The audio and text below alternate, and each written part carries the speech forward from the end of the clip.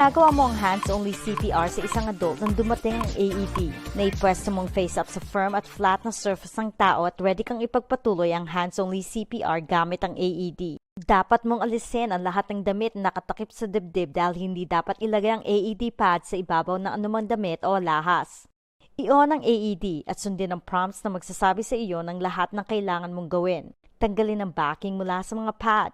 Siguraduhin na walang nasa pagitan ng pad at hubad na balat ng tao. Plug in pad's connector. Isaksak ang pad connector sa AED kung kinakailangan. Sundin ang mga prompt at hayaang mag-analyze ang AED. Analyzing heart rhythm.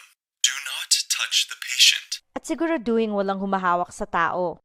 I-analyze ng AED ang heart rhythm. Kung sasabihin sa iyo ng AED na hindi kailangan ng shock, ipagpatuloy ang hands-only CPR. Shock advised.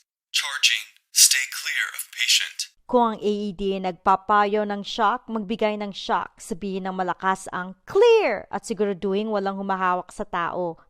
Pindutin ang shock button. Deliver shock now. Deliver shock now. Shock delivered.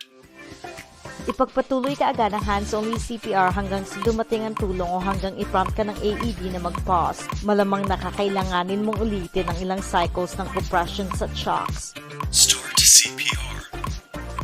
Sundin ang prompts mula sa iyong AED hanggang sa dumating ang tulong. Muli, kung makakita ka ng isang teen o adult na biglang nag-collapse, huwag matakot na simulan ang hands-only CPR.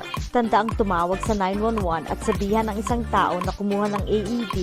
Pagkatapos ay i-push ng madiin at mabilis sa gitna ng dibdib hanggang sa dumating ang